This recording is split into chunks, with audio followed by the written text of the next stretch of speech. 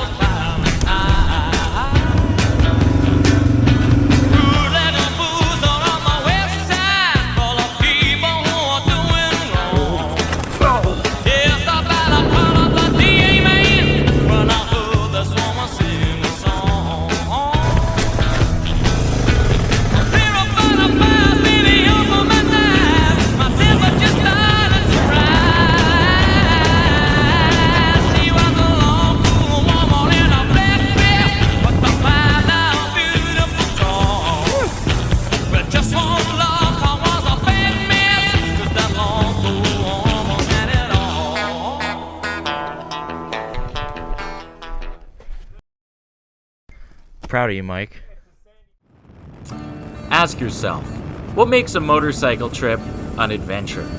Is it riding new and rugged terrain? Is it unpredictable weather or unexpected breakdowns? Or is it ditching the hotel and opting for a tent instead? Whatever you deem it to be, by our standards, our trip this past summer was by all accounts an epic adventure. We had planned a route spanning nearly 2,300 kilometers through the BC backcountry and had booked off 7 days to make it happen. Each day was planned to include some sort of gnarly trail or epic destination. We wanted to avoid big, boring gravel roads as much as possible. If you watch this channel often, you already know that we're cheap. So we'll be living in budget tents and our bikes are anything but fancy. Me and Mike are on very used Suzuki DR650s, and Dave is aboard a less used CRF 300. Exploring new areas is a priority for this trip, so our first order of business was putting some miles between us and our usual riding areas near Creston. We started our journey with a quick pavement rip over Kootenay Pass before hitting a nice section of dirt between Salmo and Castlegar. Hey! You finally turned off your turn signal! Alright, you ready? Going up here? Yeah. Oh, cool. Is this how you did it? I can't remember.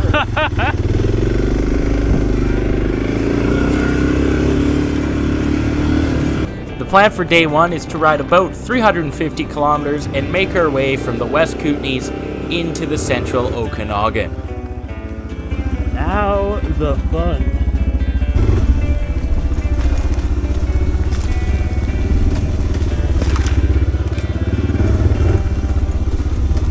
Alright. Hopefully I don't just sink to the bottom. Nice. Okay, that worked out okay. Nice. Oh boy.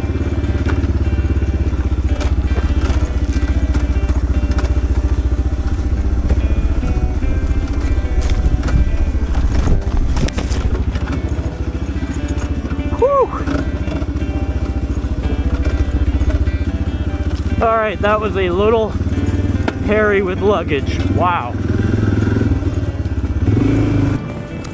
After our little dirt detour, it was time to hit some pavement as we made our ways towards the legendary Coe Creek Pass. This trail is the ultimate off-road shortcut, but involves a pretty spicy hill climb for loaded dual sports.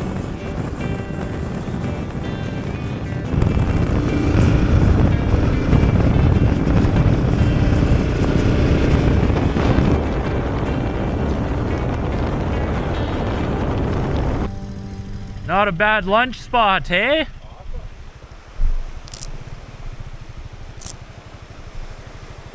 Nice. We go down, we cross the bridge, and then it starts going up. That's not the crazy hard part, but it's a bit of a warm-up. Okay. Okay? I believe in you. Are we gonna stop before the real gnarly stuff? Yes, we will. All right. So we're gonna be going up through that chute there, kind of following the power line, and this is one of the best shortcuts in the province. Cuts off a full 100 kilometers versus the pavement. It's pretty gnarly, pretty techy, so we'll see how we do on these fully loaded bikes. Me and Dave have both done this trip on loaded dual sports a couple of times. However, Mike, the other guy on our DR650, is pretty new to dual sporting, so this was going to be a bit of a challenge for him, and me and Dave wanted to make sure that he got up it in one piece. All right, we let Mike go ahead. That way, if he runs into some trouble, we're gonna be able to stop and give him a hand. And my strategy here is to carry as much speed as I can into it in second, try to nail that second to first downshift wherever that needs to happen, and keep it rolling.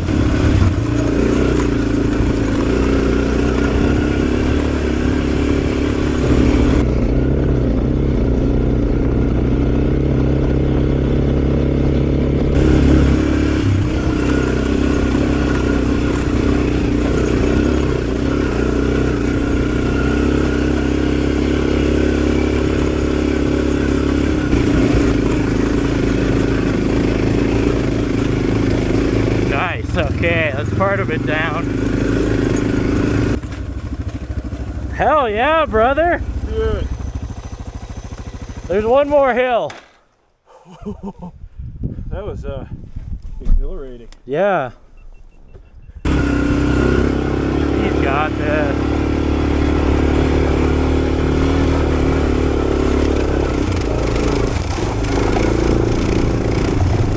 Oh yeah, crushing it, Mike.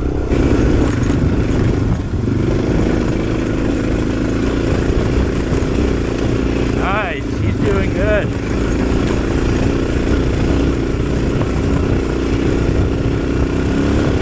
Mike made quick work of the hill climb, and with the hard part done, we started making our way down and hit some fun pavement on our way to our first camp for the night.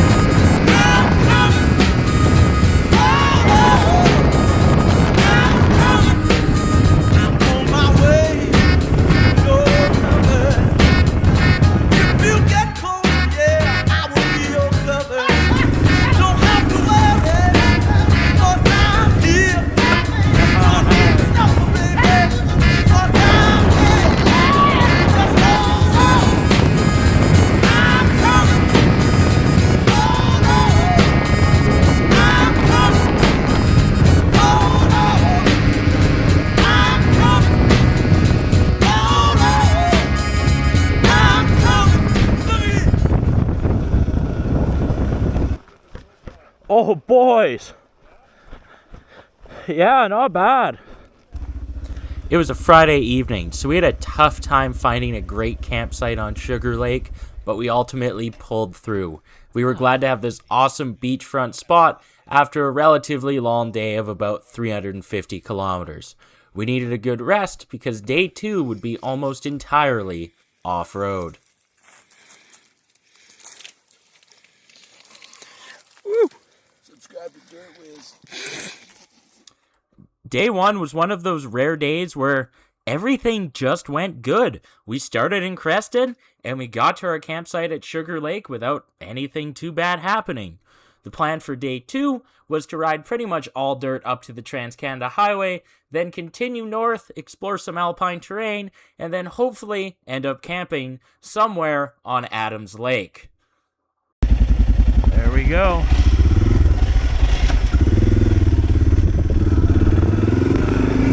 All right.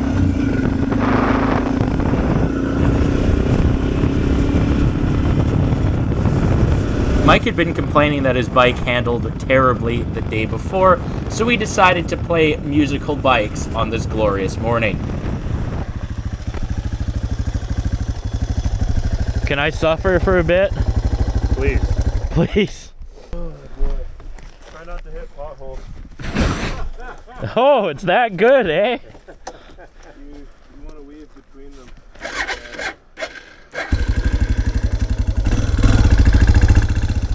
Oh my God. You haven't even gotten riding yet.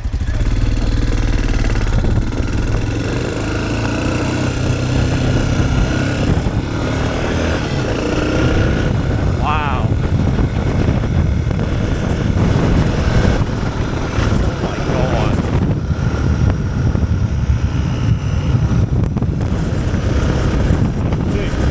It wasn't as bad as I thought it was gonna be. No? No. Well, I was able to keep up with you guys when I'm riding yours. I did notice that, yes.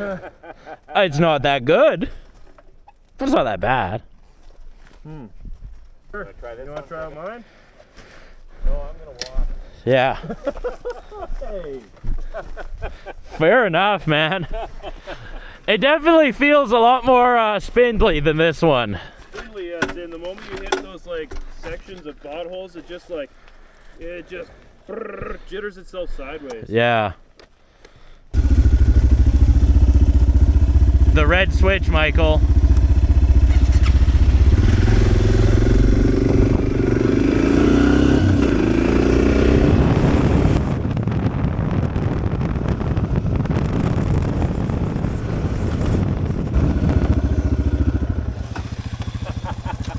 You were having fun, Dave.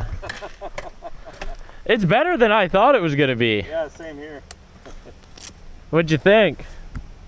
Well, of course, I don't like any of the way it's adjusted or anything. Hey, He does that a lot. I was doing 118 kilometers an hour.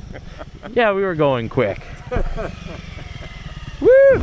With our game of musical bikes complete and us determining that, yeah, Mike's bike wasn't awesome, it was time for us to start putting on some miles. I see the sunrise creeping in. Everything changes like the desert wind. Here she comes and then she's gone again. And I'm just a traveler on this earth. Lake way down there. Showing my heart behind the pocket of my shirt. I just keep rolling till I'm in there, 'cause I'm a traveler.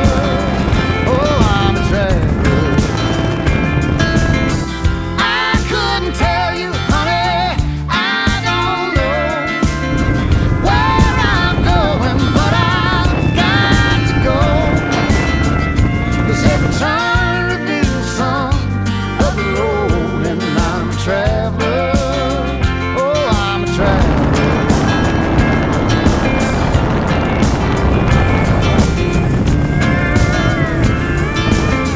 My heart beats rhythm. After a wonderful morning on the dirt, we eventually made it to Highway 1, where we rode to Malaqua for some gas, some lunch, and then we headed back onto the dirt.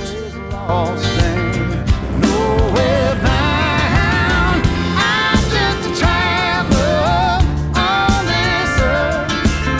Showing my heart behind the pocket of my shirt. I just keep rolling till I'm in dirt, 'cause I'm a traveler. Oh, I'm a traveler. I couldn't tell you, honey, I don't know where I'm going, but I've got to go. 'Cause every turn reveals some of the road, and I'm a traveler. Not bad, eh? Oh, I'm a traveler.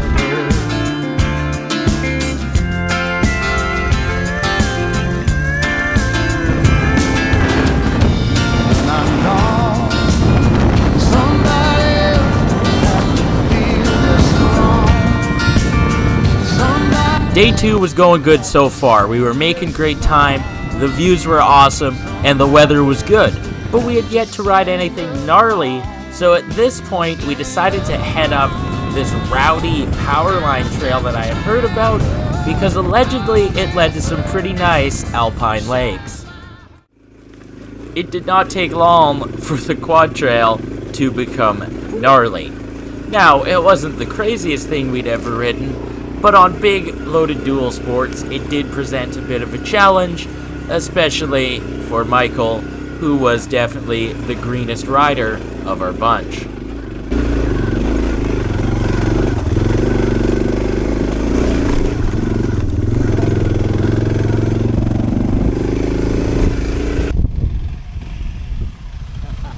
Wow, That's pretty gnarly. that's gonna be down. Wow, Mike's just crushing it. Blakeman, what are you putting me through? Looks like the fun keeps going.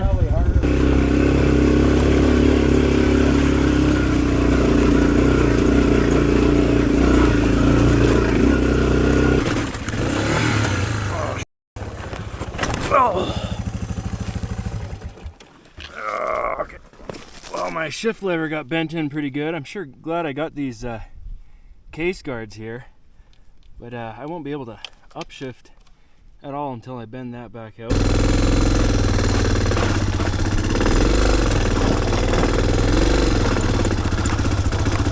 Okay. Thank goodness. I know that probably looks so not steep on camera, but it's hard to walk down.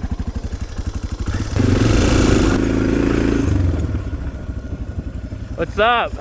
Oh, I took a spill. Are you okay? Yeah. What happened? I failed to negotiate one of those hill climbs. It does not get better.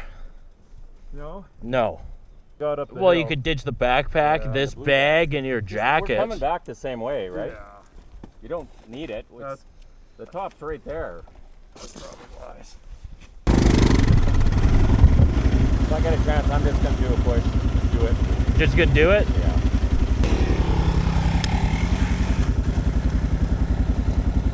Oh, I'm gonna bring up the rear now.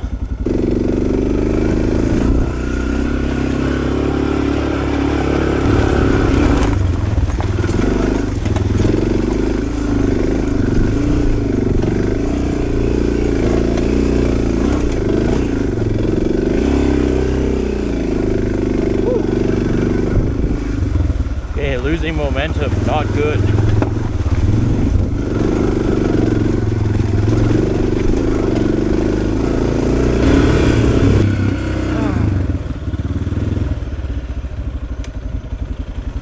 That's where I tried to cross and exploded. Yeah.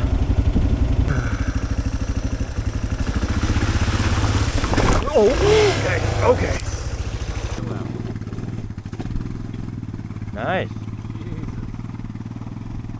Good on him, man. Yeah.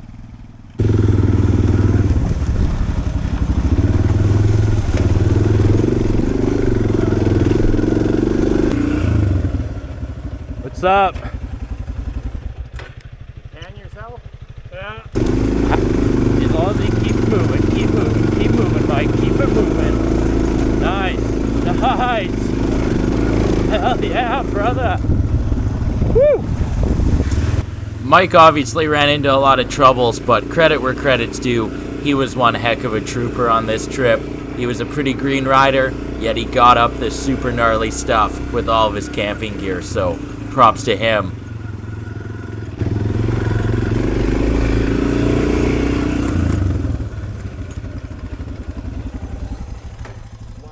Nice. Well, this is absolutely spectacular.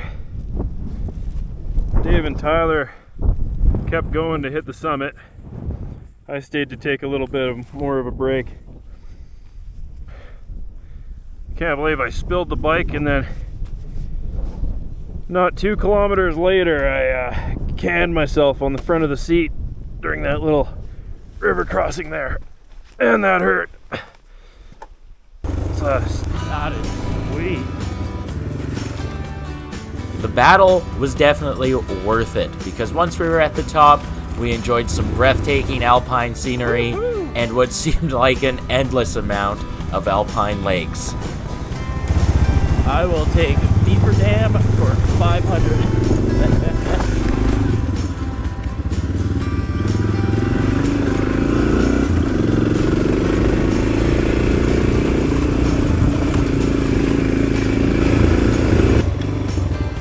Holy crap.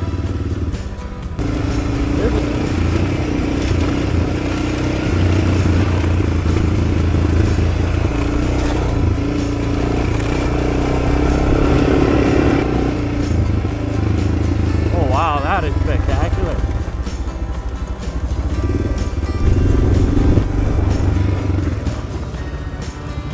Let's go stop at the other side of it.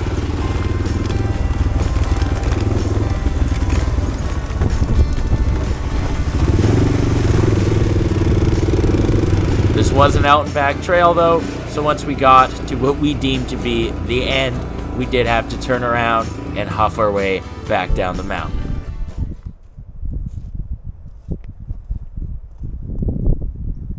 Wow.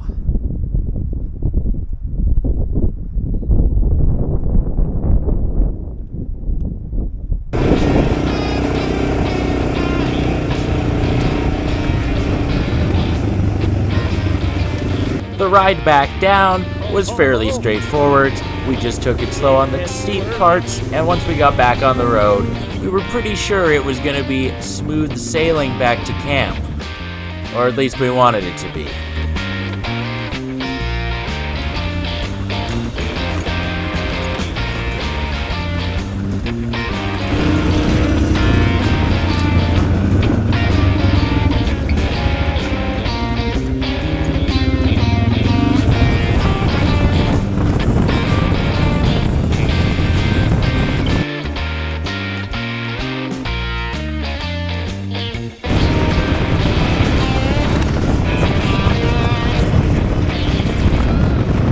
Wow, this is quite the washout.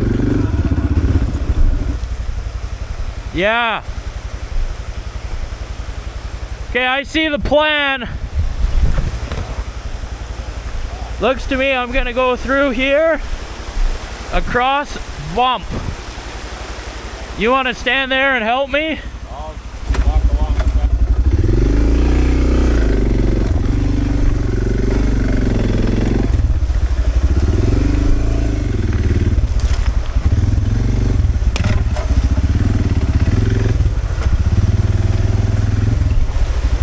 Where you want me? Over there? Yeah.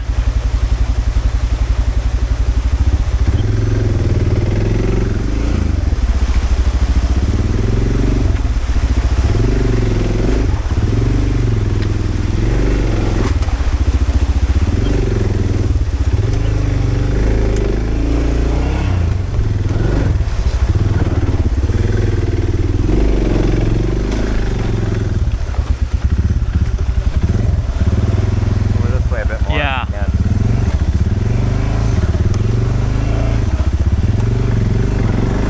You want to give that wheel a pull? Yeah.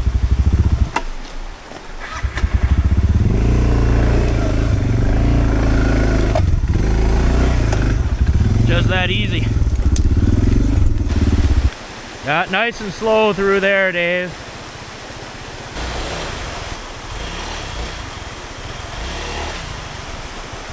Attaboy.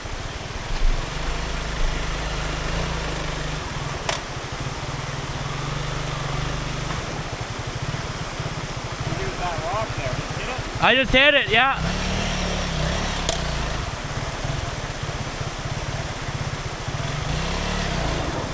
Yeah, that's what I did. Nice, nice.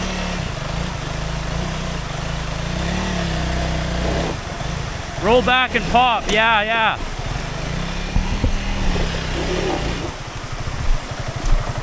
Okay.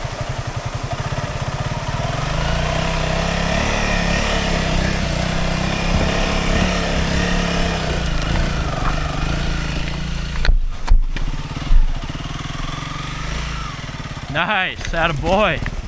Yeah, yeah, nice. Thread the needle, Michael.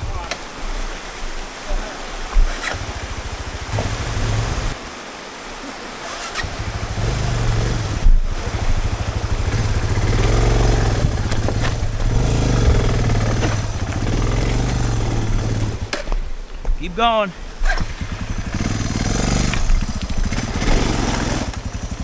Attaboy. Right, your backpack's right there, Mike.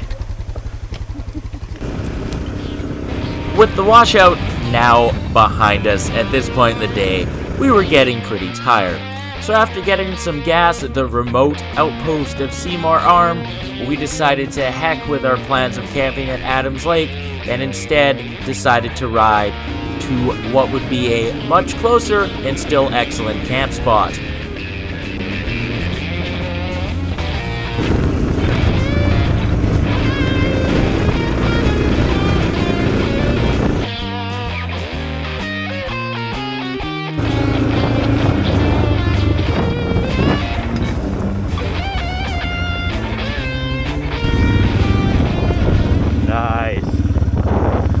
Nice. Full joint to ourselves.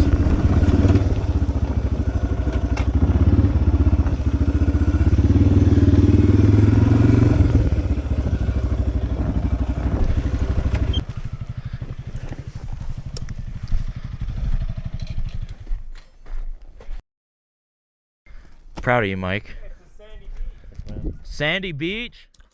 After what was a slightly more eventful day than initially planned, we were all super pumped to be at this campsite with its awesome beach. So after a swim and setting up camp, we hit the hay for the night.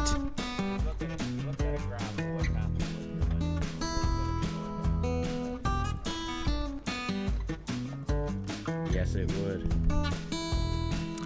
Because we hadn't quite made it to where we initially wanted to camp here on day 2, it meant that day 3 was going to have to go real good if we wanted to get back on schedule.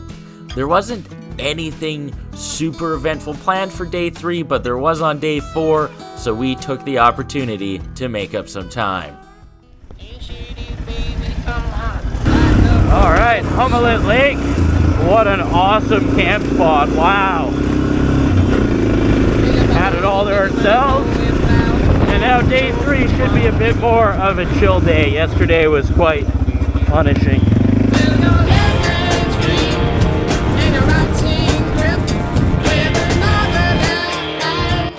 The plan here on day 3 was to ride dirt from our campsite past Adams Lake, ride this random connector road I found that would take us to Barrier.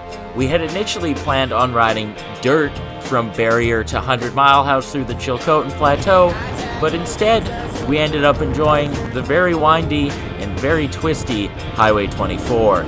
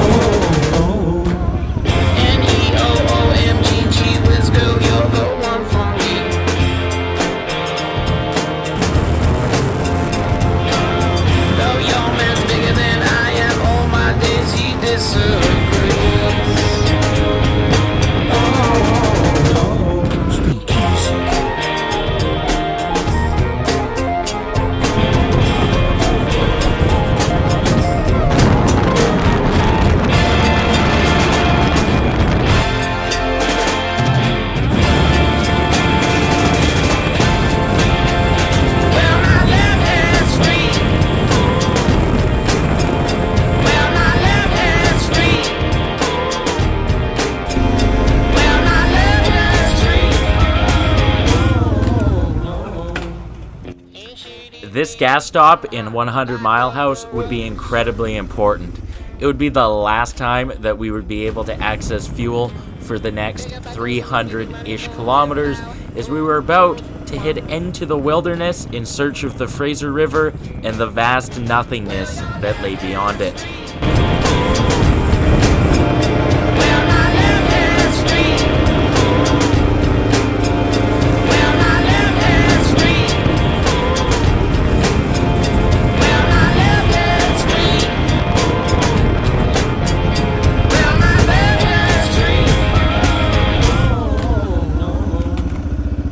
Although it may only occupy seconds worth of video, believe me when I say it felt like a long ride from 100 Mile House to this beautiful viewpoint above the Fraser River. How about that? Anyone who's been here in person can attest to the fact that these pictures in this video give this spot no justice.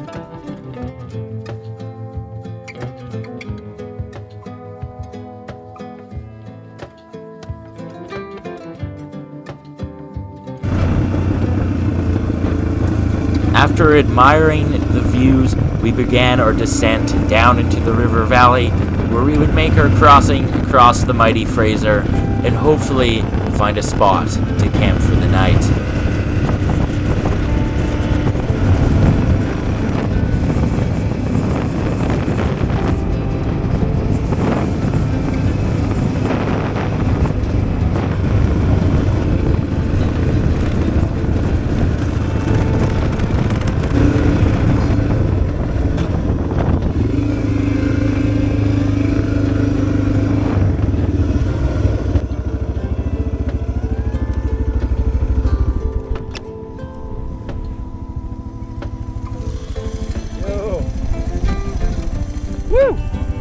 Dude, this is the spot. Little fire ring down there. Nice sand. Yeah, this is the place, man. We lucked out on this gorgeous This is way campsite. better. Every time I visit this part of the province, I'm incredibly surprised that it is actually in this province, as it feels so different than everywhere else that we ride. We felt incredibly lucky to have camped here, and at this point in the trip, we had already traveled around 1,000 kilometers. So we wanted to have a good rest before what would ultimately be the misadventure that was the next few days of this trip.